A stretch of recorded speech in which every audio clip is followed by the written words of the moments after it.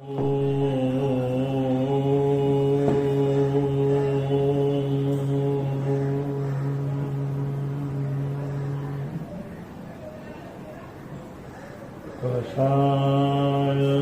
विषयार यागो यत्र विधीयते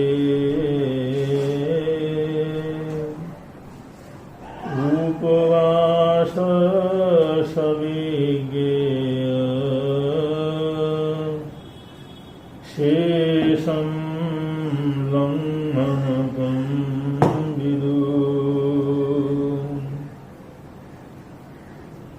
पापो वर्ते तु पापेभ्यो वासस्यैव गुणैः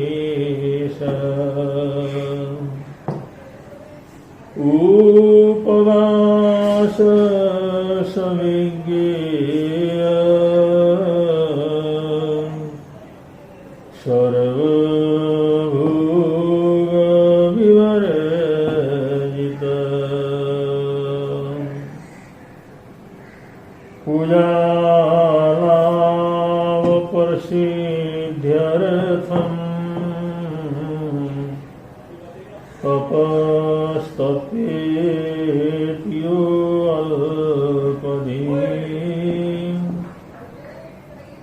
शोषणमेव शरीरस्य न तस्य तपसा फलम् विवेकेन विनायच्च तपस्तनुतापकृत् अज्ञान कष्टेन न भूरि फलदायकम्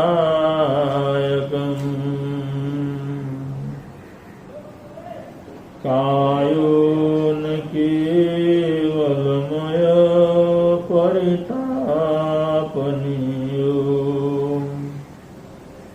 निष्ठैरसैर्बहुविधैर्न च लालनीया चेतेन्द्रियाणि चरन्ति यथोत्पथेव वश्यानि येन च तदा चरितं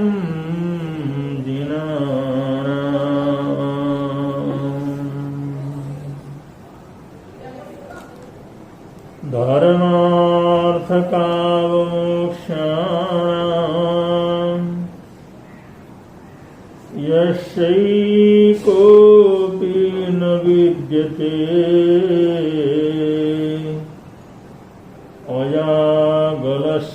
अजागलस्तनस्यैव तस्य जन्म निरर्थकम् तस्य जन्म निरर्थकम्। अनंत दया सिंधु अनंत करुणा के सागर अनंतानंत उपकारी अरहत अरिहंत तीर्थंकर सिद्ध भगवान को आचार्य उपाध्याय सर्वसाधु सद्गुरुदेव पंच परमेष्टि परमात्मा को वंदन स्मरण करने के पश्चात आज के विषय की तरफ जाते हैं। आज का विषय है पुरुषार्थ चतुष्टयम्। आज का विषय है पुरुषार्थ चतुष्टयम्। पुरुषार्थ यह हमारी श्रवण परंपरा का बहुत ही महत्वपूर्ण शब्द है। पुरुषार्थ भारतीयता का उद्योतक है। पुरुषार्थ आत्मा से परमात्मा बनने की प्रक्रिया है और पुरुषार्थ को श्रवण भगवान महावीर स्वामी ने बड़ा महत्व दिया है। पुरुषार्थ का मतलब है श्रम, परिश्रम, मेहनत और निरंतर आगे से आगे बढ़ने की भावना। तो आज हम यहां पर थोड़ा चर्चा करेंगे पुरुषार्थ चतुष्टय। भारतीय संस्कृति में भारतीय मनुष्यों ने मानव मात्र के पुरुषार्थ को, प्रयत्न को, जिसके लिए मनुष्य मेहनत करता है, परिश्रम करता है, समय का उपयोग करता है, वो विशेष रूप से सारे प्रयत्नों के पीछे 4 तरह के पुरुषार्थ रहे हुए हैं। उन्हीं को पुरुषार्थ चतुष्टयम कहकर के पुकारा जाता है। और पुरुषार्थ चतुष्टय में सबसे पहले धर्म को लिया है, धर्म पुरुषार्थ। दूसरे नंबर पर लिया है अर्थ पुरुषार्थ।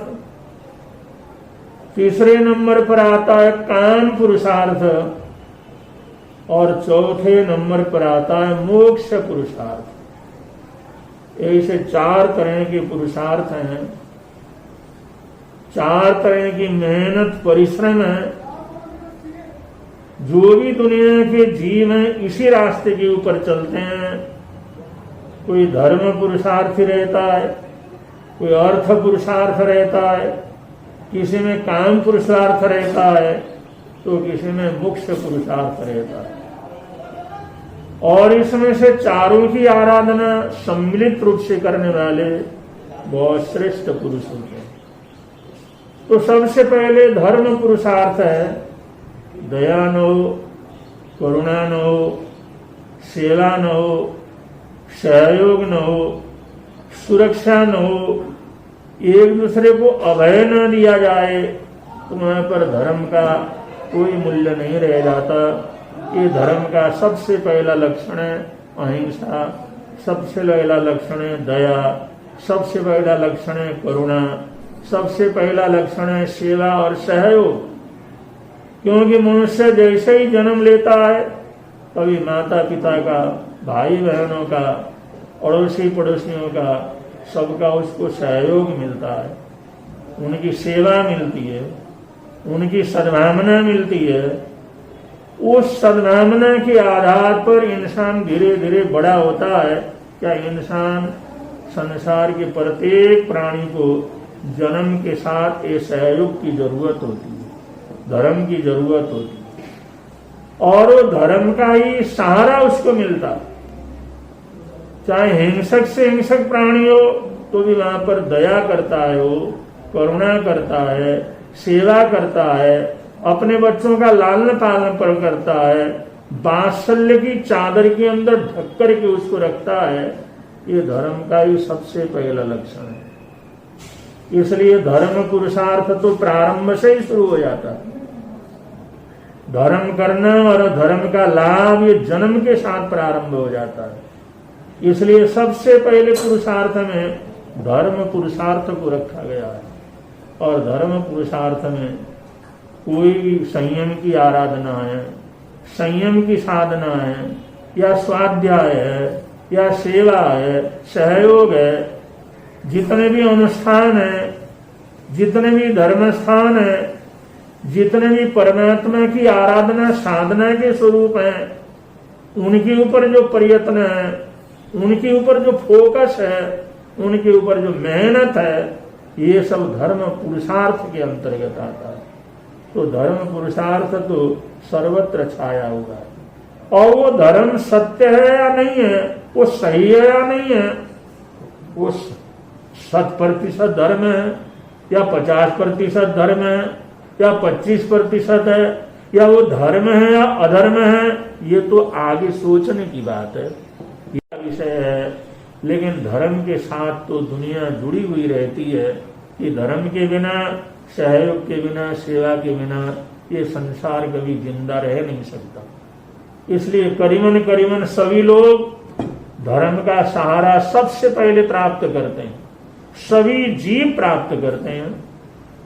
और उसके साथ साथ जो भी उनकी समझ बढ़ती है, जैसे संस्कार बढ़ते हैं, जैसे वो धर्म को समझता है, जैसे भी धर्म की आवश्यकता को महसूस करता है, उसके ऊपर उसकी जिज्ञासा बढ़ती है। जैसे संसार किसने बनाया होगा, ये प्रकृति किसने बनाई होगी, हम लोग कहां से आए हैं, हमारा स्वरूप क्या है, मैं कौन हूं, ये दुनिया को बनाने वाला कौन है। अगर ऐसी जिज्ञासाओं की तरफ अगर कोई आत्मा बढ़ती है, कोई जीव अगर बढ़ता है, तो उसको जो समाधान मिलता है और कुछ साधना करने की प्रवृत्ति उसके जीवन के अंदर प्रारंभ होती है, या भक्ति प्रारंभ हो जाती है, या सेवा सहयोग प्रारंभ हो जाता है, या बुरे कर्मों को तोड़ने का प्रयत्न प्रारंभ होता है, ये सारे उपक्रम जितने भी हैं, जो पुण्य के कर्म हैं, सेवा के कर्म हैं, सहयोग के कर्म हैं, परमात्मा को विश्वास में लेकर के करने वाले कर्म हैं, या प्रकृति के प्रति प्रेम और सद्भावना प्रकट करने का स्वरूप है, ये सारी चीजें ये धर्म पुरुषार्थ के अंतर्गत आते हैं। इसलिए चतुष्टय पुरुषार्थ में सबसे पहला पुरुषार्थ धर्म को रखा गया है कि धर्म सबसे पहली चीज है और धर्म से ही सब कुछ प्रारंभ हो जाता है। धर्म मूल है, धर्म से हम अछूते कभी भी नहीं रह सकते। और जो अधर्मात्मा से अधर्मात्मा है, और वो भी कहीं ना कहीं किसी न किसी कैटेगरी के अंदर तो धर्मात्मा उसको होना पड़ता है, दयालु उसको होना पड़ता है, वहां पर उसको अहिंसक होना पड़ता है, वात्सल्य मूर्ति होना पड़ता है, सहयोग सेवा करना पड़ता है। अब ये किस हद तक करता है, उसकी दृष्टि कितनी फैली हुई है, उसके माइंड के अंदर, उसके विचारों के अंदर कितनी विराटता है, ये वो संस्कारों की बात है। ये कैसे संस्कार उसको मिले, कैसा उसको शिक्षा मिली है, लेकिन कुछ न कुछ धर्म तो उसके अंदर रहता ही है। माता पिता का आदर करना, माता पिता का सम्मान करना, उनकी बात का आदर करना, उनकी आज्ञा को मानना, उनसे पूछ करके काम करना, ये भी तो प्रारंभ के अंदर धार्मिक प्रवृत्ति है। कोई घर के अंदर बड़े हैं तो उनका आदर सत्कार करना, उनका मान सम्मान करना, उनके सामने थोड़ा जो विनम्र होकर के बैठना, विनम्र होकर के बोलना, ये भी एक धर्म का स्वरूप है। इसलिए धर्म तो सर्वत्र है। धर्म पुरुषार्थ से कोई भी प्राणी बच नहीं सकता, मानव ही नहीं, दुनिया के अंदर जितने भी प्राणी हैं वो भी न किसी हद के हद तक, किसी न किसी सीमा तक वो भी धर्म के तत्व का पालन करते हैं, वो पुरुषार्थ करते हैं। इसलिए धर्म पुरुषार्थ को सबसे पहले पुरुषार्थ के अंदर रखा गया है।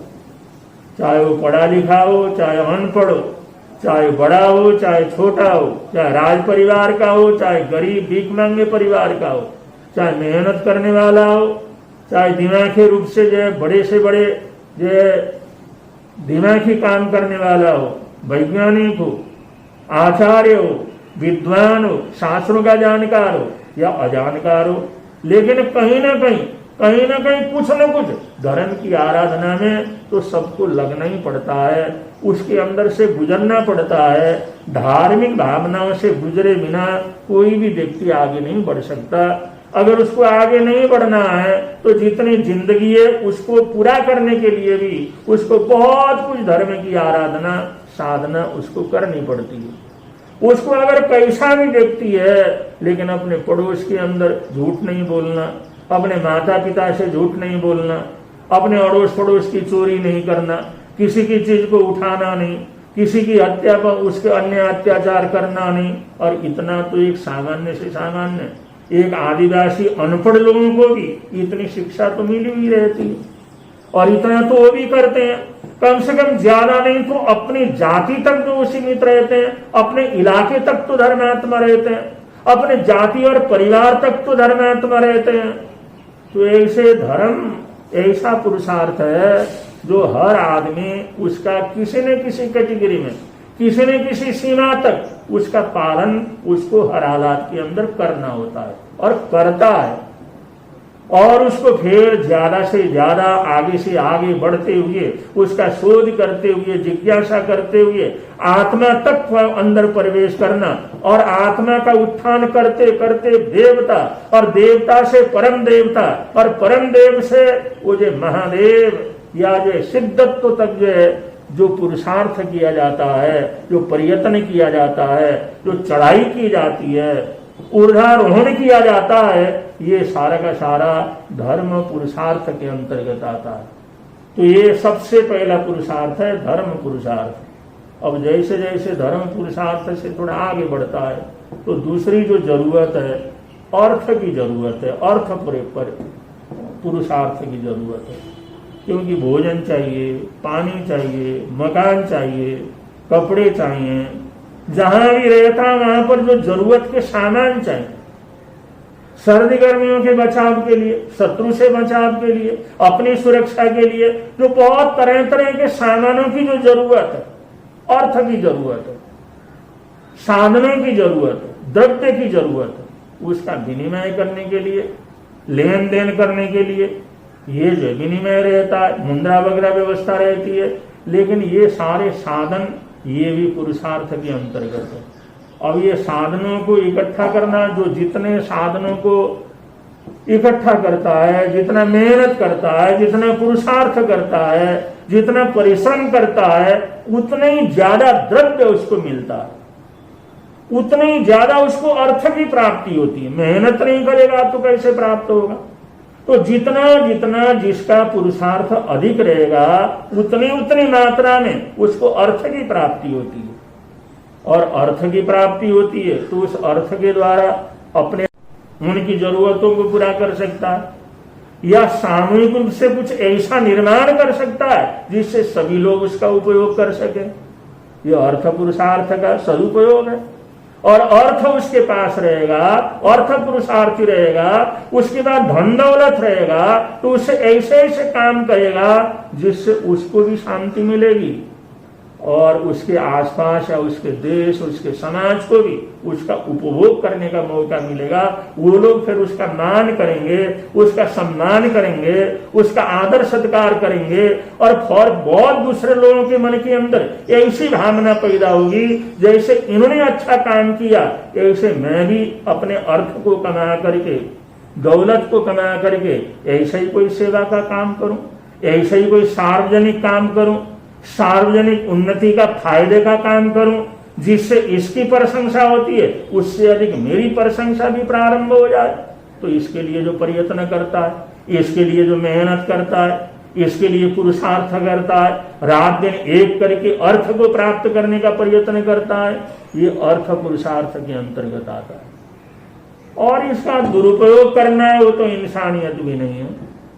अर्थ पुरुषार्थ या जो पुरुषार्थों के अंतर्गत ये जो चीज बनाई है एक अच्छी भावना से, अच्छे सोच के लिए है। जैसे धर्म पुरुषार्थ का जो ऐसे ही जो अच्छी भावना, प्रेरणा, सकारात्मकता रूप है, ऐसे अर्थ पुरुषार्थ भी तरह तरह के साधन से संपन्न होने के बाद अपने साथ साथ उसका लाभ दूसरों को भी दे सकता है। उसकी पुण्यवानी बढ़ती है, और पुण्यवानी बढ़ती है तो उसकी भावना भी बहुत अच्छी से अच्छी हो सकती है, और वो त्याग वैराग के अंदर बहुत आगे भी बढ़ सकता है। और ये सब होने के बाद तीसरे नंबर पर आता है काम पुरुषार्थ। जो काम पुरुषार्थ वासनात्मक रूप है, या काम पुरुषार्थ है, या अपने भोग उपभोग का जो उपभोग के साधन हमारे को कितने चाहिए, और कौन से साधनों का हम भोग करें, या कौन से साधनों का उपभोग करें, या उनका कितना उपभोग करें, कितना हमारे लिए जरूरत है, कितना करेंगे तो हमारे को सुख शांति मिलेगी, और कितना करेंगे तो उससे अशांति और बीमारियां प्रारंभ होंगी, ये सब समझ रखना। और जैसी जरूरत है, जैसी आवश्यकता है, जिससे हमारी सुख शांति समृद्धि आगे बढ़े, हमारे धर्म पुरुषार्थ को धक्का न लगे, हमारे अर्थ पुरुषार्थ को भी धक्का न लगे, तो इस प्रकार से काम पुरुषार्थ, जो कामनाएं हैं, इच्छाएं हैं, वासनाएं हैं, उनको पूरा करना, उन इच्छाओं को पूरा करना, उनकी संतुष्टि करना, लेकिन उस मर्यादा के अंदर रह करके, जिससे हमारी सामाजिकता छिन्न भिन्न न हो, हमारी राष्ट्रीयता घायल न हो, हमारा सामाजिक जीवन विक्षिप्त न बने। इस प्रकार के मर्यादा के साथ, इस प्रकार के चेतना के साथ, विवेक के साथ उन चीजों का उपयोग और सदुपयोग जो किया जाता है और ये करने का जो भाव रखते हैं, ये सब जो है काम पुरुषार्थ के अंतर्गत आता है।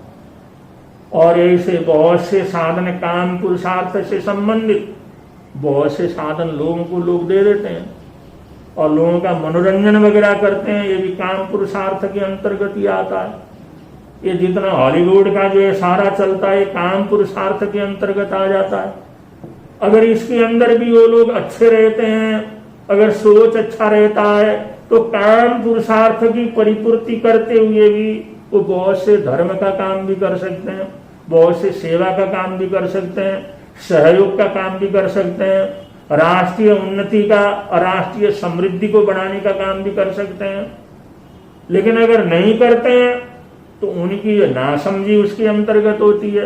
तो इस प्रकार काम पुरुषार्थ भी बड़ा दुनिया के अंदर फैला हुआ है। जैसे ये जो धर्म पुरुषार्थ की महिमा है, वैसे अर्थ पुरुषार्थ की सब जगह जरूरत है। ऐसे काम पुरुषार्थ जो है एक संतुष्टि होना, काम पुरुषार्थ का मतलब है मानसिक संतुष्टि होना, मानसिक प्रसन्नता होना, मानसिक रूप से आनंद में रहना, मानसिक रूप से प्रसन्नता पूर्वक जीने का अभ्यास करना, ये सब काम पुरुषार्थ के अंतर्गत आता है। तो जितने भी नाटक चेतक हैं, जितने भी ऐसी चीजें हैं जो मनोरंजन से संबंधित, थोड़ी देर के लिए उन मनोरंजन के अंदर जाकर के आदमी भूल जाता है सब कुछ और निश्चिंत हो जाता है, डिप्रेशन में जाने से बचता है। तो ऐसे जितने भी काम है वो सब काम पुरुषार्थ के अंतर्गत आते हैं और बहुत बड़ी दुनिया ये काम पुरुषार्थ को संपन्न करने के अंदर लगी हुई है। अब इसी के अंदर देखो जो सिनेमा वगैरह बनाए जाते हैं, हॉलीवुड वगैरह जो होता है, इसके अंदर कितने लोग काम करते हैं, कितने लोगों को रोजी रोटी मिलती है, कितने लोगों का धंधा मिलता है, कितने लोग इस इंडस्ट्री के साथ जुड़े हुए हैं और कितने लोग अरबों खरबों की संपत्ति उस इंडस्ट्री से प्राप्त कर लेते हैं। तो ये सब काम पुरुषार्थ के अंतर्गत है। तो इसकी भी बड़ी आवश्यकता समाज के अंदर रहती है, जीवन के अंदर रहती है। लेकिन उसके अंदर क्या करना है, क्या नहीं करना है, ये जो है विवेक रखना इंसान के विवेक के ऊपर है, इंसान के सोच के ऊपर है। अगर वो समझता ही नहीं है, विवेक ही नहीं है, तो बात अलग है। लेकिन उसको सोच करके चलना चाहिए, विचार करना चाहिए, जिससे कि हम जिस पुरुषार्थ के ऊपर आगे बढ़ रहे हैं इससे सबका भला हो, इसके सबको अनुकूलता मिले, इससे किसी को ठेस न पहुंचे, इससे कोई बर्बादी न हो, इससे देश की अस्मिता भी समाप्त न हो। तो इस भावना से अगर वो करता है तो काम पुरुषार्थ भी जीवन के अंदर बहुत कुछ करने की क्षमता रखता है। और चौथा पुरुषार्थ है, उसको कहते हैं मोक्ष पुरुषार्थ। और ये तो सर्वोच्च पुरुषार्थ है। ये सारी चीजों से उपरत होने के बाद, धर्म पुरुषार्थ को पार करने के बाद, अर्थ पुरुषार्थ को पार करने के बाद, काम पुरुषार्थ के ऊपर से भी पार होने के बाद, वो संसार के अंदर रहते हुए ऐसा संसार से विरक्त हो जाता है, ऐसा संसार से उपरत हो जाता है। जैसे कि एक कमल का फूल उस कीचड़ के अंदर पैदा होता है, पानी में पैदा होता है, कीचड़ में जन्म लेने के बावजूद अपने परम सौंदर्य के साथ आगे बढ़ता है और वो कीचड़ से मुक्त होकर के रहता है। तो ऐसा ही जीवन जो दंडकार के अंदर जीते हैं, संसार में तो जीते हैं, लेकिन उनकी चेतना इतनी ऊंची चेतना होती है, वो सबके लिए मार्गदर्शक होते हैं, सबके लिए आदर्श होते हैं और सब कुछ होते हुए सब कुछ से मुक्त होते हैं। उनके बाद अर्थ पुरुषार्थ भी रहता है, काम पुरुषार्थ भी रहता है, उसके साधन भी रहते हैं, सारी दुनिया के साधन उसको उपलब्ध रहते हैं। लेकिन फिर भी उन सब से उपरत होकर के उस मोक्ष को, मुक्ति को लक्ष्य में लेकर के, निर्वाण को लक्ष्य में लेकर के चलता है। वो सोचता आखिर तो ये चीज छोड़ने वाली है, इन चीजों को हम हमेशा साथ नहीं रख सकते, ये तो मौत के साथ नष्ट होने वाली है, और जो मौत के साथ नष्ट होने वाली हैं तो उनको हम पहले क्यों ना छोड़ दें। मौत के बाद सब लोग हमारे से सब छीनने वाले, हमारे अधिकार में, हमारी तिजोरी में, हमारे शरीर में आभूषणों के रूप में, हमारे हक में, हमारे जेबों में जितना भी कुछ रहेगा, लेकिन जहां मौत हो गई, मौत होने के बाद तो ये सारी चीजें छीनने वाली हैं। ये अपने लोग भी छीनेंगे, पड़ोसी भी छीनेंगे, रिश्तेदार भी छीनेंगे, सेवक भी छीनेंगे, और ये अपने घर परिवार के जो सदस्य हैं वो भी छीनना प्रारंभ करेंगे, ये सब छीनेंगे। जैसे मौत प्राण को छीनेगा तो धन दौलत समृद्धि जितने भी साधन उपलब्ध मेरे पास हैं ये सब लोग छीनने वाले हैं, मेरे से खोसने वाले हैं, मेरे से अलग करने वाले हैं। जब ये अलग होने वाला है तो इसको मैं खुद अलग क्यों न कर दूं। जब इसको छोड़ना ही है तो मैं पहले ही क्यों न छोड़ दूं। अब इसका संबंध मैंने त्यागना ही है तो पहले ही क्यों न त्याग कर दूं। पहले ही इससे मुक्त क्यों न हो जाऊं, पहले ही इससे अपने आप को फ्री क्यों न कर लूं, पहले उस मोक्ष की तरफ अपने आप को क्यों न लेकर के जाऊं। ऐसा सोच जबर प्रारंभ हो जाता है तो इसको जो कहते हैं मोक्ष पुरुषार्थ कहते हैं। और मोक्ष पुरुषार्थ के रास्ते के ऊपर चलने वाला संसार के अंदर रहते हुए संसार से उपरत हो जाता है, और कुछ कर्म शेष रहते हैं तो उसे देवलोक के अंदर जाता है। अगर कर्मों को पूरा तोड़ दिया तो मोक्ष को प्राप्त करने वाला, सिद्ध बुद्ध मुक्त होने वाला होता है। ये चौथे पुरुषार्थ का परिणाम है।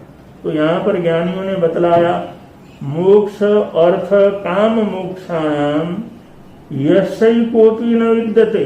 इनमें से एक भी पुरुषार्थ जिसने साधन नहीं की हो, न वो धर्म पुरुषार्थ करता है, न अर्थ पुरुषार्थी है, न काम पुरुषार्थी है, न मोक्ष पुरुषार्थी है, वो कहते अजा गलस्तन सेव। वो तो जो है बकरे के गले में जो थन होते हैं उसकी तरह बेकार। कहने को तो उनको थन बोला जाता है लेकिन उसमें दूध नहीं रहता, उससे जो बच्चे को पीने के लिए दूध उसमें से नहीं मिलता, तो मतलब उसका जीवन व्यर्थ हो जाता है। तो यहाँ पर कहने का तात्पर्य है जिस मनुष्य के जीवन के अंदर धर्म पुरुषार्थ नहीं है, अर्थ पुरुषार्थ नहीं है, काम पुरुषार्थ नहीं है, मोक्ष पुरुषार्थ नहीं है, इन चारों पुरुषार्थों में से कोई पुरुषार्थ अगर नहीं करता है तो उसका जीवन निरर्थक होता है, उसका जन्म लेना निरर्थक हो जाता है। उसका ये लंबे समय के बाद पुण्यमाने से जो मानव का जीवन मिला है, मानव जीवन की समृद्धि मिली है, ये सब कुछ उसके जीवन में व्यर्थ सिद्ध होता है। इसलिए अपने जीवन को व्यर्थ होने से पहले ही हमारे को उसको बचाव करने का प्रयत्न करना चाहिए, और कैसे बचाव करने का प्रयत्न करना है ये पहले बतलाया जा चुका है। इन्हीं मंगल कामनाओं के साथ, सद्भावनाओं के साथ आज के प्रवचन को विराम दे रहे हैं। बोलिए भगवान महावीर स्वामी की।